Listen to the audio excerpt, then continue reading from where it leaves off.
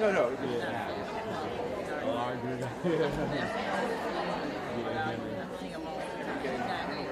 No, he's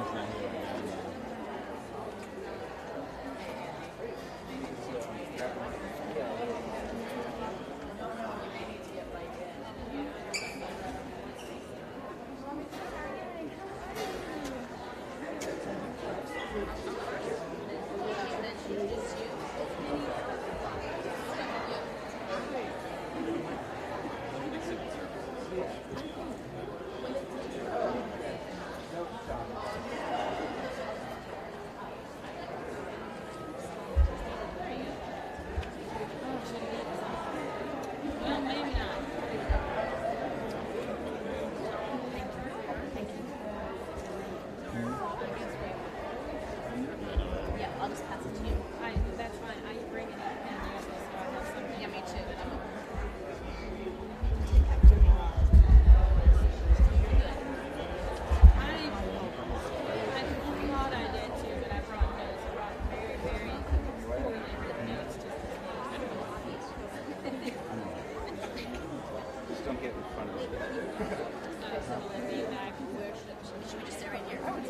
Right here.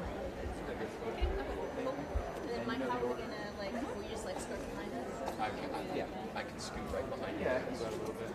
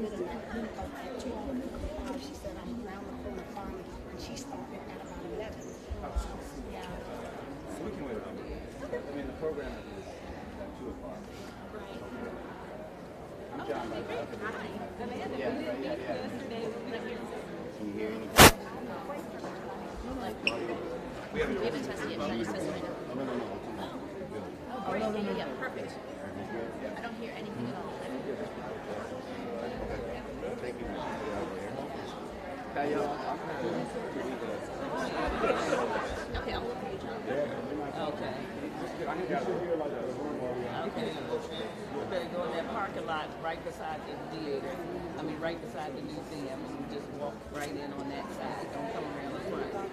Stay on that side. It's a parking. This is $12. Can I look up? Sure, I'll look up. Right beside. Okay. While I'm speaking, or when they unveil? They unveil. Okay. Okay. This nice gentleman with the camera would like for you to look up for a moment when they unveil. So no. Don't pay him no attention. When they unveil, you look right everybody. When they unveil, you look here first, and then you go. Oh, okay. Try.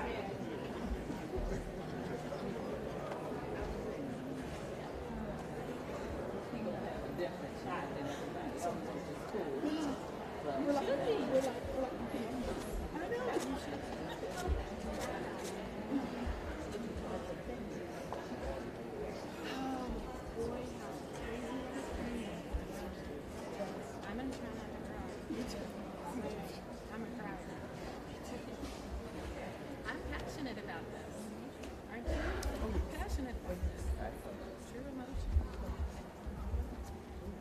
Good afternoon and welcome to the museum. My name is Patty Rule. I'm the Vice President of Exhibits here at the museum. Our mission is to increase understanding of the importance of a free press and the First Amendment. And today we are honoring a pioneering journalist who fought sexism and racism in the 1940s to become the first African-American woman to cover the White House, Congress, and the Supreme Court. Her name is Alice Dunnigan. And I hope you will stick with us. At 2 o'clock, there'll be a public program about her barrier-breaking life on level 3 in the 9th studio.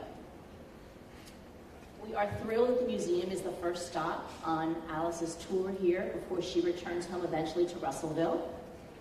This bronze sculpture was created by Amanda Matthews, who will speak to you in a few minutes. And it was commissioned by Historic Russellville Incorporated, which operates the West Kentucky African American Heritage Center. And I'd like to thank a few people from the Historic Russellville Incorporated who are here today.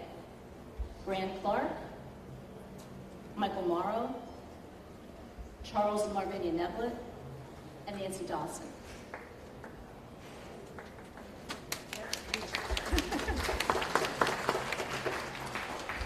Thanks also to the E. Rose and Leona B. Carpenter Foundation, Philadelphia, which provided funding for the sculpture. We welcome members of Alice Dunnigan's family, her sisters from Sigma Gamma Rho Sorority, who are here with us today. Before we unveil the statue, I'd like to introduce you to Amanda Matthews, who is a sculptor, who will also introduce one of Alice's relatives. Thank you. Thank you so much. I don't want to stand in front of you. Thank you so much. It is such an honor to be here today in our nation's capital on Pennsylvania Avenue to celebrate the life and legacy of the great Alice Dunnigan. When Grant Clark of Russellville, Kentucky contacted me to discuss this project, we also discussed the need for sculptures and monuments honoring women and minorities, because these symbols tell a more complete social and cultural history in the United States. Monuments inform us of our past, but they also lead us toward our future. Alice Dunnigan envisioned a future of equality, and she dedicated her life to that vision as a teacher, journalist, editor, and champion for civil rights and women. She is why we are all here today, to continue to support that vision. Thank you so much to everyone who's been involved in this wonderful project.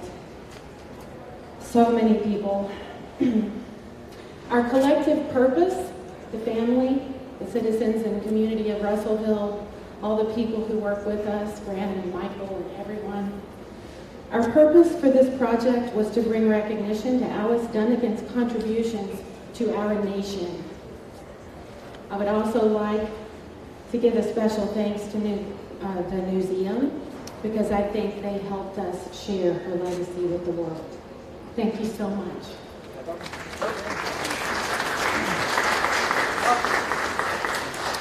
And now it is my great pleasure to introduce Penny Allison Lockhart, great niece of Alice Dunnigan.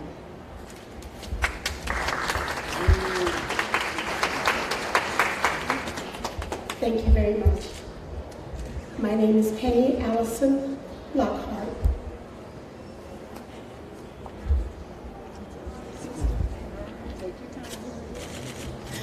And I am so happy and elated to be here today.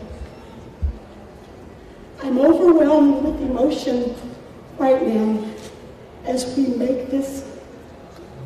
unveil this statue in honor of my great aunt, Alice Dunnigan. I know we've said thank you to a few people that are here with us today, but for everyone from Kentucky, Michael Morrow, your vision a long time ago is to be commended. You've never let the legacy and the life of my great aunt go. And today, her sorority sisters who are here with us, thank you for being here. Dr. Dawson, thank you. Mr. Clark, thank you. To everyone that's here today, I'm supposed to be welcoming you, but I'm so overwhelmed. I don't even, my script's not even here, because I can't. But I just want to say, thank you all for being here. We get to finally share my Aunt Alice with the entire world, and I can't wait till little boys and girls in school, till journalism students and everyone get to say, wow, let's talk about Alice Dunnigan today. So again, thank you all for being here. I'm so happy. I'm just overwhelmed. So thank you all for being here. And I want to dedicate this day to my oldest sister, Cheryl Allison Alexander, who passed away last week and couldn't be here with us. So thank you again. Thank you for your love. Thank you for your time. And thank you for your compassion. Ladies and gentlemen, here we go.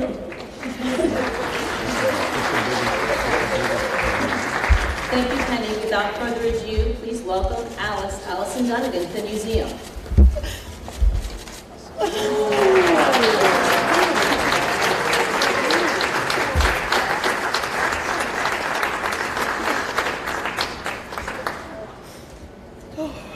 That concludes our unveiling. Please join us at 2 o'clock on level 3 for a program about Alice Dunnigan's life. Thank you so much.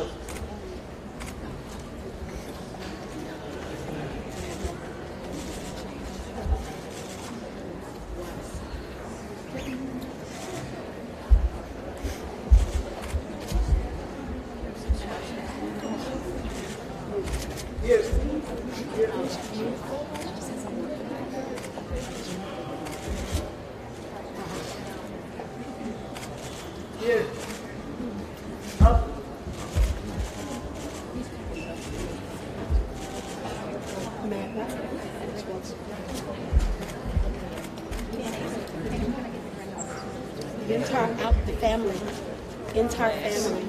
Salida. Entire family. Angela. Your family.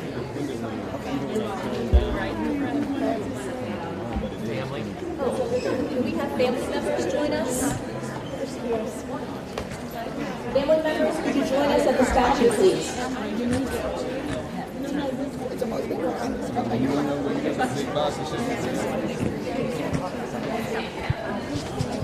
Will you guys take a view? And we'll bring you guys back. I know.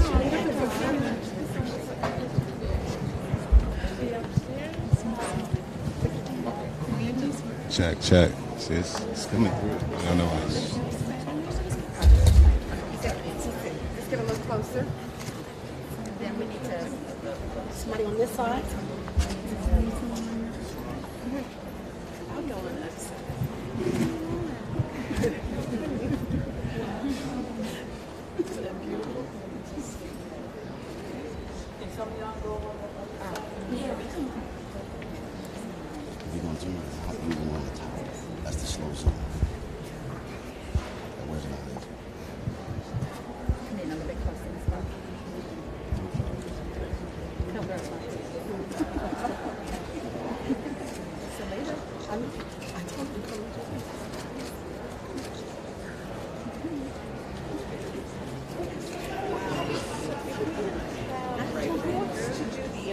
From the families side.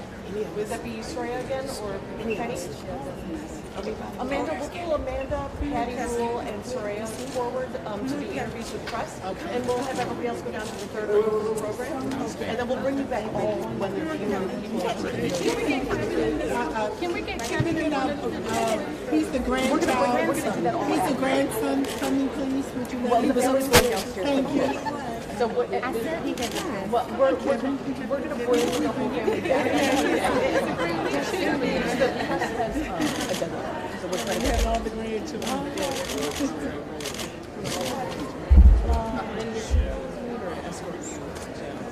And Patty, we'll bring you forward to do the interviews with the press.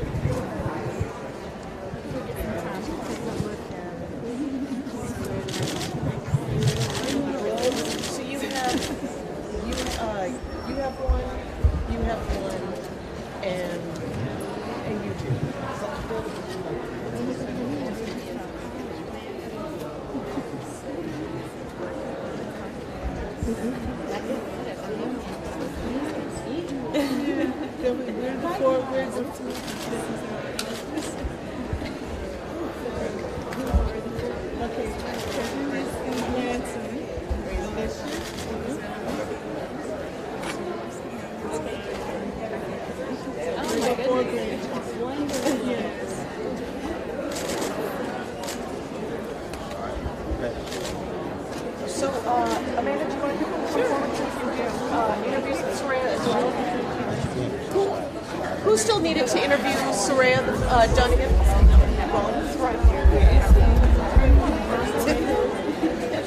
Right here, if that's good for you. Right here, and then we'll have, who else? How you doing? Oh, good. You should turn this way. Just for the purpose, first of all, we're live streaming this. Also, for the purpose, I edited spell first name, last name. Soraya Dunnigan Brandon. Okay, spell first name. S as in Sam, Oraya. All right. And a second name? Dunnigan Brandon. Brandon. We always double check. First and foremost, how important is this day for you and your family? Oh, it's a great day for us. We're so overwhelmed with joy, but it's a great day for us. Great day. And obviously, being the first black female White House correspondent is tremendous, but it wasn't easy.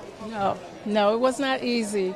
And I was a journalism student at Howard, and my grandmother was very active in the community during that time. And one of the things that I learned from her is about the hard work that it takes to do. But she always said she put forth a heroic fight to get what she wanted. And what I learned from her is that she was assertive, not aggressive, but she got what she needed to get done. She had great vision. Say it again? She had great vision, and what her goals were, she met them. Mm-hmm. And one last question I'll ask you: when you talk about that level of assertiveness, reading Gerald Horne's book, she had financial issues. Yes. She was constantly asking Claude Burnett, "I need for a raise," and so it wasn't like financially it was very easy for her to do this job, but she kept pushing. She did keep pushing. She did. She knew what she wanted to do, and she loved to get that information out. She loved to educate and inform people. So yeah, she did what she had to do. Okay. All right. Well, it's certainly good to meet you, and of course, congratulations on this day. Give me 1 second. We're actually recording right here. So how you doing? So I certainly appreciate it. Thanks so much. All right. Thanks so much. Step right on in, real quick here for the purpose of the folks watching. Editor, your first name, last name. Deborah Ketching Smith. Of course, international president, Sigma Gamma Rho, Alice Dunnigan, one of the sorority sisters, and so y'all certainly came out here in full force. Yes, absolutely. We are so honored and proud of our soror Dunnigan for all of the monumental work and accomplishments and breaking down walls and barriers for African American in journalism. And of course, this statue is going to be here for the next few months, and then it will go back to her home state of Kentucky. Yes, it will, and we will certainly celebrate as she arrives at home in Kentucky in Russellville. Sigma Gamma Rho will be there as well. All right. Well, we appreciate it. Thanks so much. Thank you so much. All right. Thanks a lot. All right, then. Step right on in. How you doing? Again, so we're live streaming this and recording this. So the folks who are watching, your name? Penny Allison Lockhart, great niece of Alice Dunnigan. This has to be an exciting day for Ms. Dunnigan's family. It is. It's a very exciting day for our family. We're elated. I mean, we're overwhelmed and we're overjoyed. This has been a long time coming, I think, because she's always, like I said before, she's been very famous to us. But for the journalism world, she's huge, very huge. And so tell us something that folks may not know. When you think about a lot of the men who covered the White House, folks know their stories, but very few know about Alice Dunnigan or an Ethel Payne. Yes. Well, as a matter of fact, I remember, Mr. Martin, when I was here, when I was about 13 years old, I spent the summer with Aunt Alice. One thing she always told me, you already have 2 strikes against you because you're a woman and because you're African American. But whatever you do, don't give up the fight. And if she were here today, as humble as she was, she would not want all the hoopla. She would just want change to come. And when I see a particular news reporter now, it reminds me of her because she would ask the tough questions. And if you've ever read her book, those tough questions that she would ask, that's why they had to start submitting a few things in advance. So that's something that just stuck with me. And anything I've ever wanted to do, I knew that I could do it. Even if I were a woman and African, I knew I could do it because I remember what Aunt Alice told me when I was 13 years old. All right, then. We certainly appreciate it, and thanks so much. All right, thanks so much. Thank you. All right, then, in just a second, I'm looking for the gentleman with the museum. Looking for him, and then I'm going to do a quick interview, of course, also with her grandson. And so, all right, just give me a second here. Find the gentleman with the museum, see if he's still up here as well. There he is. He's over here. Lane's over here. So I need to holler at him real quick. This is a great niece also, Angela. How you doing? She's named after Aunt Alice. How's it going? All right, just slide right in. First and foremost, your name? My name is Angela Allison Stevens. Just your thoughts about today. Just overwhelming. We're very thankful today. We're very excited. And, more so that we're glad that now maybe that when my children do reports about Allison Dunnigan, no one would say, who? even school teachers, that every school, public education will know about my great aunt. So for a while it was just the family. Black History Month would come. And those of us who worked in the black press. In the black press and journalism. And I do appreciate the media. But we appreciate that. And we hope that one day that it will be in Kentucky history books. Okay. All right. Well, we appreciate it. Thank you so very much. All right, then. Just step right on in here. How you doing? Oh, good. Of course. Alice Dunnigan's grandson. Your name? My name is Kevin Dunnigan. Kevin, how does it make you feel today to see that sheet pulled down and that statue unveiled of your grandmother? Oh, it makes me feel fabulous. This is a great occasion. I'd like to thank everybody who's worked to make this come to fruition. I'm happy at the outcome here, and I appreciate your coming yourself. So. Oh, absolutely. Well, someone who's run 3 black newspapers, it was definitely important to be here. So, absolutely. So it's good to see you. Congratulations, family. Thanks a lot. Thank you, sir. All right, then. Of course, this statue was actually commissioned by a group out of Kentucky. First and foremost, slide right here and just tell folks your name.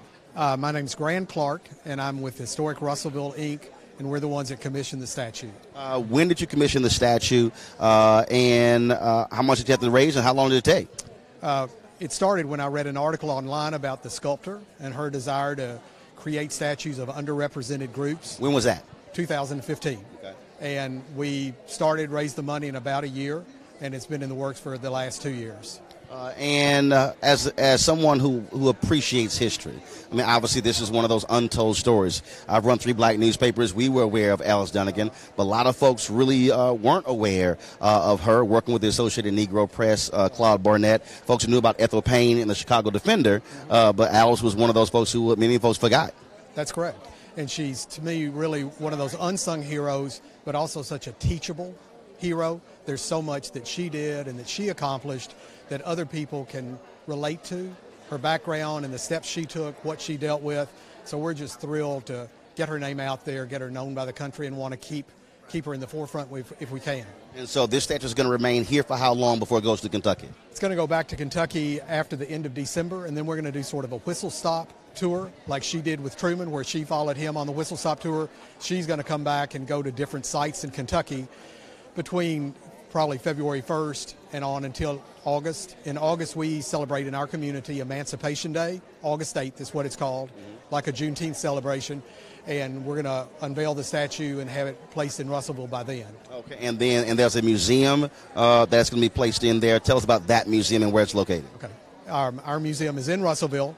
It's called SEEK, S-E-E-K, which stands for Stories of Emancipation and Equality, Struggles for Emancipation and Equality in Kentucky. And her statue is going to be placed in a National Register district known as the Bottom, settled after the Civil War. And she's going to be outside in a park that's going to be dedicated to civil rights struggles. And then there's going to be exhibits inside the museum buildings. Okay. All right. Well, we surely appreciate it. Thank you so very much. Thanks a bunch. Real quick here, I saw Ben Chase, of course, with the NNPA. With the museums, it'd be a great interview if you want. Okay. So step in. Step in. How you doing, Doc? All right. Step in. There you go. And what's your name? Michael Morrow. Michael Morrow. Spell last name. M-O-R-R-O-W. All right, then. And your involvement with the museum? Yes, I've done a lot of the research on Miss Dunnigan. About 30 years ago, her great-nephew gave me a book on her. I didn't know nothing about her, Nobody knew a lot about her, and after I read that book, it just blew my mind. So I started doing research and trying to get people to know who she was. And as you were doing that particular research, first of all, you from Kentucky? From Russellville. Okay, and then all of a sudden you realize, whoa, this is a homegirl from our state. Well, she was from our city, and we didn't know nothing about her. And she'd done all these things. She'd met all these famous people. She'd been with King, A. Philip Randolph. She'd been with Kennedy, Johnson, but nobody knew nothing about her. So I thought it was important that people find out who she was and what she'd done to help, change our nation. And now with this statue, and then returning back to your home state, what is next? Well, we're going to try a lot of programming to educate young kids especially as to who she was. We're going to do a new exhibit on her. We're going to do a lot of things to inform people to her contributions to the nation and our community. Okay. All right, well, we certainly appreciate it. Thank you so very much. All right, then. I'm going to pull in right now Sonia Ross. She doesn't know it. Sonia, get over here. Sonia, get over here. Sonia, of course, has covered the White House. And so, yes, obeying command. And so, Sonia, you and so many others have followed in this woman's footsteps. Yes, I have. Literally. I was reading her book, and she talked about her first day as a White House reporter, waiting at the Northwest Gate to get in. And it brought back memories of my first day waiting at the Northwest Gate to get in. My first day as a White House reporter was September 11th, 1995. And you know what happened on September 11th, 2001. So to have both of these events pegged to that special day just was adding to the luster of what people like Alice and Ethel Payne and all of our predecessors, all our sister predecessors at the White House did for us. And on that point, a lot of people knew about Ethel Payne because of the Chicago Defender. Because of, not only that, when one of those historic civil rights bills was signed, it was Johnson who gave Ethel Payne one of those pens. But a lot of folks didn't know about Alice Dunnigan because the Defender obviously was far more well known than the Associated Negro Press. Correct. And not only did they not really know about her, they didn't know what she was doing and what she was going through in order to pursue this career. A whole lot of what Alice Dunnigan did, she did on her own. She did with virtually no support from her employer. She did it in the face of chauvinism, active, very virulent chauvinism, in addition to the sexism and racism. So she was special in that regard, and she opened the door for Ethel Payne. She made a lot of really amazing coverage happen. She spent 2 years being shut out by the president. He wouldn't answer her questions. And how familiar is that today? So we owe a lot to Allison Dunnigan. Yeah. All right. So yeah, I appreciate it. No, we good. Okay. We good. I appreciate it. Thanks a bunch. Right now we're gonna have a conversation with the sculptor. I need to. She's still doing an interview. Okay. All right then. Okay, so we'll chat with the sculptor in a moment, and also I'll chat with Ben Chavis. Of course, he is with NNPA, National Newspaper Publishers Association. And again, for a lot of folks, a book you've heard me talk about. It's a book on Claude Burnett and the Associated Negro Press, written by Gerald Horne. The book is on Claude Burnett, but it talks a lot about Alice Dunnigan in that book and what she had to go through and what she had to deal with, including, of course, fighting hard just to even get paid by Claude Burnett, and then that really wasn't the case. And so that's just one of the things that we're doing here. And so what we're going to do in a second, yes. Huh?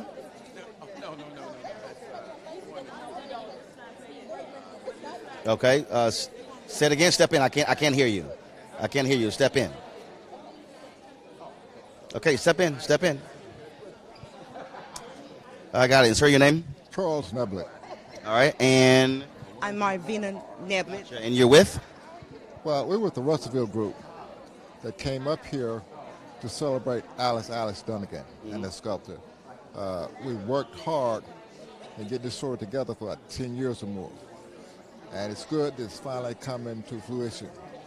And another thing, it's good that people will learn and understand who Alice Dunnigan was. Pioneer journalist.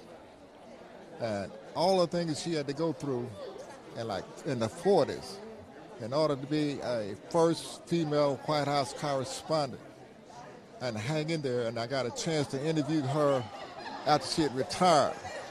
And she let us know the things that she had gone through and things that she had changed. Mm-hmm. So I think this is wonderful. This is a great day, for a lot of people to know who Alice Dunnigan was. Mm-hmm.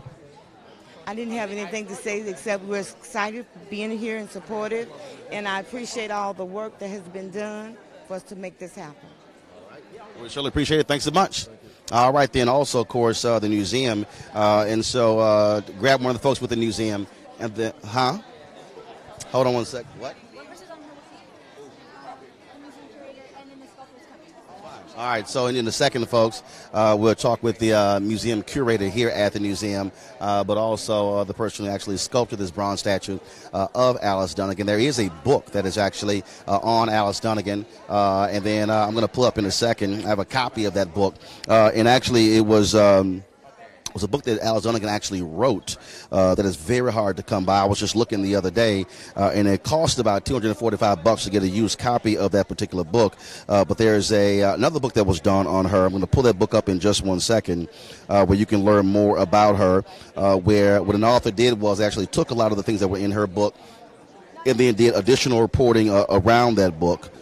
And so I have a copy of that book, and plus the one Ethel Payne did as well. They were the two black women who were most involved in covering the White House in the 40s, 50s, and 60s. Now, Alice Dunnigan's book is called Alone Atop the Hill, the autobiography of Alice Dunnigan, pioneer of the national black press. And so that is that book there. And so, and like I say, in a second, we're going to talk with the museum curator here. To get her thoughts about this and what it means. So she's being interviewed right now. I also see Ben Chavis, of course, who is head of the NNPA. He's been interviewed right now, and so we could try to grab him as well. And so, looking to grab them right now. There are a number of other folks who are here. Like I said, a number of women of Sigma Gamma Rho are here, in addition to National Association of Black Journalists. Of course, I'm a vice president, digital, and we also have of course, other board members here representing as well. And so that's what's happening here. And so here's the deal. After we leave here, we'll go downstairs. It's going to be a 30-minute program that's going to be discussing more about Dunnigan. We're going to be, of course, live streaming that as well, plus recording that. And then we'll have a roundup of this also on Roland Martin Unfiltered. And so coming over right now is Ben Chavis. Of course, he runs the National Newspaper Publishers Association. And so, Ben, step right on in here. And so, Ben, here we go. Glad to see you here. And obviously an important day not only for Alice Dunnigan, her family, the state of Kentucky, but also for the black press. She was one of the pioneers working with the Associated Negro Press. Absolutely. And because of her courage, because as you know, when Alice Dunnigan was here in Washington, things were not favorable toward black journalists. So she was a freedom fighter in journalism. She had great courage, and that inspires the NNPA today. I think we need to raise up a new generation of freedom fighting journalists like you, Roland. I think that sometimes in our desire to get into the system, in our desire to get into the industry, sometimes we compromise our blackness. Alice Dunnigan never compromised who she was and what she was for the black community. All right. Ben, always appreciate it. Thanks a bunch. All right. Thanks a bunch. And again, we're getting one of the officials of the museum. Okay, you stand right next to her and pull over. So, so again, you see a lot of folks. So you see folks with Sigma Gamma Rho there behind me. They're actually taking photos here as well. And so we're going to be grabbing again one of the officials with the museum. And so, as you heard earlier, so this statue is going to be here at the museum through the end of December. And so it's going to be in this particular place. You can't see it right now, but there's a sign right there as well that says it on the floor down here. You can't see it as well. It says, "Come take a selfie with a pioneering journalist." And so that's down there right now. And so again, what I'm waiting on right now is to chat with the curator of the museum to get a chance to talk to her as well. How you doing? And so that's what I am waiting to get. And then we're also looking for the sculptor.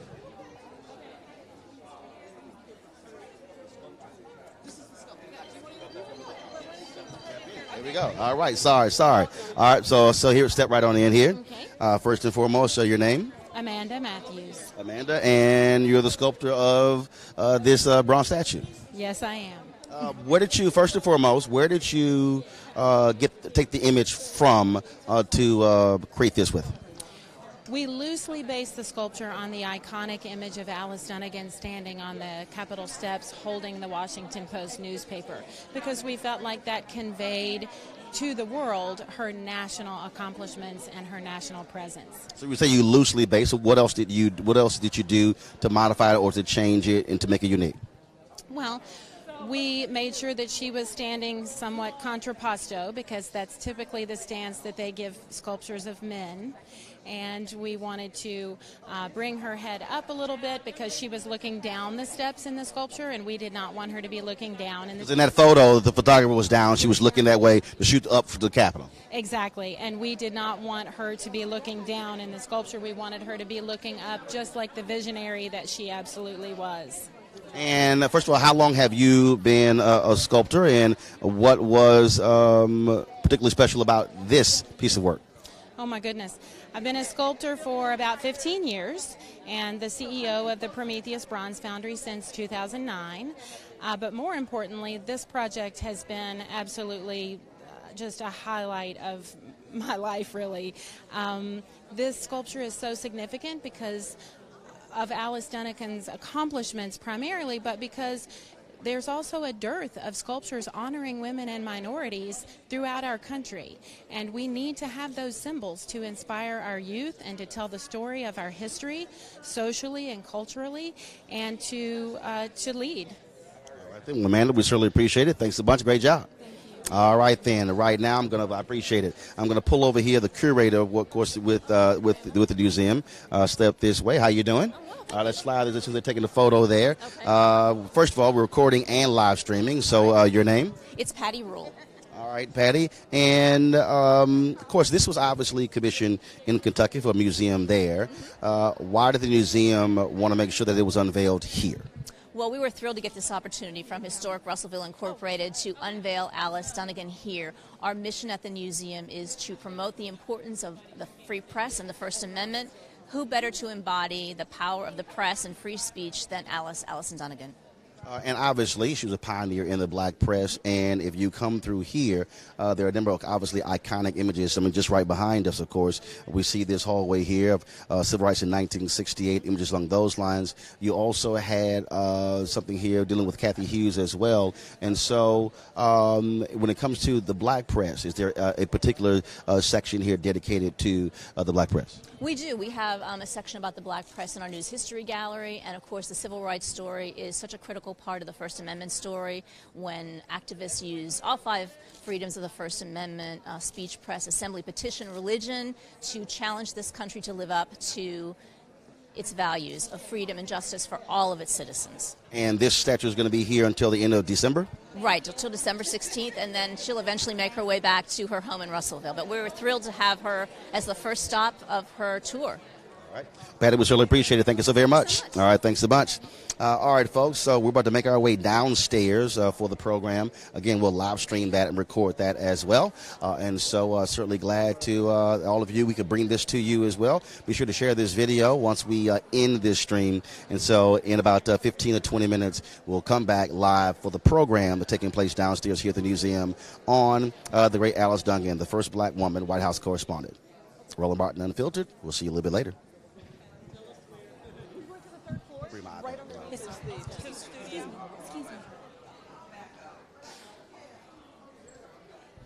Do you want me to break this down? Do you want me to break this down?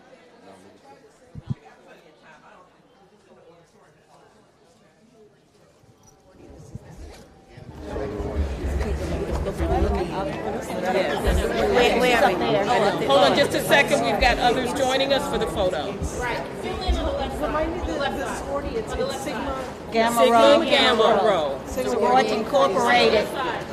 Sigma Gamma Rho. Sorority. Okay, you need to come here because she's right there.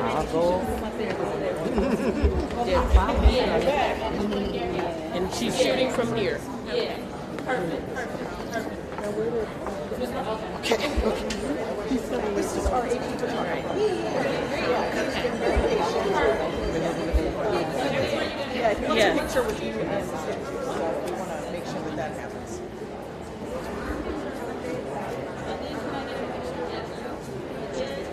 I can. Yep, absolutely.